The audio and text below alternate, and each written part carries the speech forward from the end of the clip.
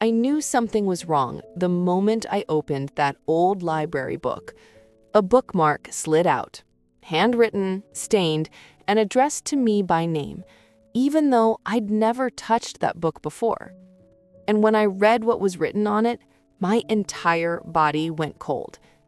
Someone had been following me for months, and they finally wanted me to know. Before I start, make sure you like, subscribe, and hit the bell icon so you never miss stories like this. My name is Evelyn Carter, and until a few months ago, I lived a very ordinary life. I worked at a small publishing office, spent most evenings reading, and visited the town library more often than I visited my own relatives. I liked routine. I liked quiet. I liked knowing exactly what to expect every day. But all of that changed the afternoon I found that bookmark. It was inside a historical novel. Nothing rare, just something I picked up on impulse. When I opened the first chapter, I heard a soft flutter and watched a piece of thick paper fall to the floor. I bent to pick it up, thinking it was an old library reminder slip. Instead, it was a hand-cut bookmark with gold-pressed edges, the kind you'd buy from a craft market. On one side, there was a sketch of a willow tree. On the other side, in neat handwriting, was a message. You read too late. You walk too fast. You trust too easily. Please be careful, Evelyn. I swear my heart stopped. Who would write my name? Who would slip this into a random book? And why did they know my habits? I showed it to the librarian, Miss Darlene, a kind older woman who'd known me since childhood. She frowned deeply. This wasn't here when we processed the book. And this handwriting, it looks familiar, but I can't place it. That didn't help my nerves. I left the library early, clutching the book tightly, glancing over my shoulder every few steps. I kept trying to rationalize it. Maybe it was a prank. Maybe someone with the same name. But the message was too specific, and the phrase "read too late" bothered me more than anything else. Only someone watching closely would know that I often stayed at the library right until closing time. That night, I barely slept. Every floorboard creak made me sit up. Every car passing outside made my breath hitch. I kept trying to convince myself I was overreacting. The next morning, more strange things happened. When I reached work, my coworker, Jenna, handed me a brown envelope. "This came earlier. You left before the mail arrived yesterday." I opened it casually, expecting documents. My hands stiffened. Inside was another bookmark.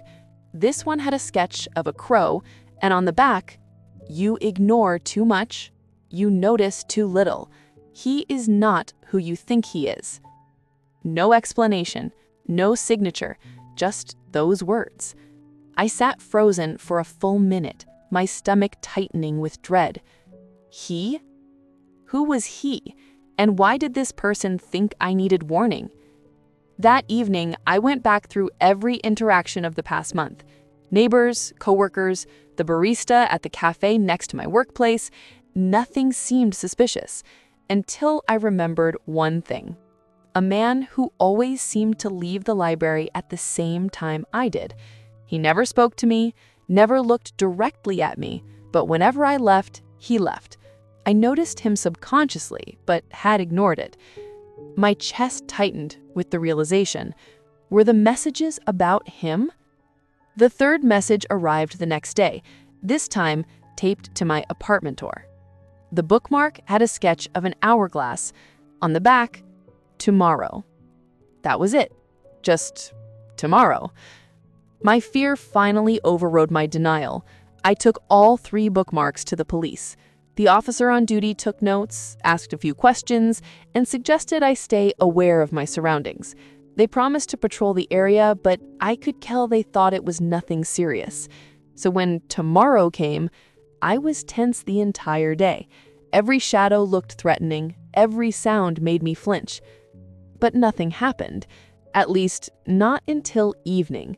I went home, locked the door, and paced around my living room, exhausted and paranoid. Finally, I sat on the couch, took a deep breath, and opened the library book, the same one that had started everything. A folded paper slipped out when I hadn't noticed before. I unfolded it slowly. Another sketch, this time of a house. My house. On the back, written shakily, "You deserve the truth. Check the attic." I dropped the paper instantly. I didn't even know someone had been inside my home, let alone the attic. My legs trembled as I climbed the narrow set of stairs leading up to it. I kept telling myself I shouldn't go alone, that I should call someone, but fear and curiosity pulled me forward. The attic light flickered on. At first, I saw nothing unusual, just old boxes and dusty blankets. Then I saw it. A stack of small notebooks tied with string, newer than everything else, placed neatly in the center of the room. My name was written on the top notebook. My vision blurred with panic. My fingers shook as I untied the string and opened the first page. It was a journal, but not mine. It belonged to someone who had been watching me. Timelines, descriptions of my daily routines, sketches of places I visited. Every page proved that someone had been following me for months, maybe longer. And then, halfway through the third notebook, I found a name. I froze. It was Jenna, my coworker. The same coworker who handed me the envelope without question. The same coworker who always asked where I was going after work. The same coworker who insisted on walking me out sometimes, even though she lived in the opposite direction. The same coworker I trusted. The next page changed everything. A message. "I've been warning you. She's not watching you because she cares. She's watching you because you replaced her." The truth hit me like cold water. The bookmarks weren't from the stalker. They were from someone trying to protect me. Before I could process it, my phone buzzed. A message from an unknown number. "Do not let her inside." Seconds later, a knock at my door echoed through the apartment. "Evelyn." Jenna's voice. "I found something you need to see." My blood ran cold. The final bookmark, tucked inside the last notebook, had one last line. "If you open the door, you won't get another chance." I didn't open it. I called the police. They arrived fast, faster than I expected. Jenna was still outside, pacing, agitated, insisting I let her in. That night, everything unraveled. She had been following me quietly for months, consumed by resentment, obsession, and something far more complicated than jealousy. The notebooks belonged to her. Her attempt to hide them in my attic had been interrupted by someone else, someone who had been watching her watch me. A silent protector I would never truly know. And the bookmarks, they stopped after that night.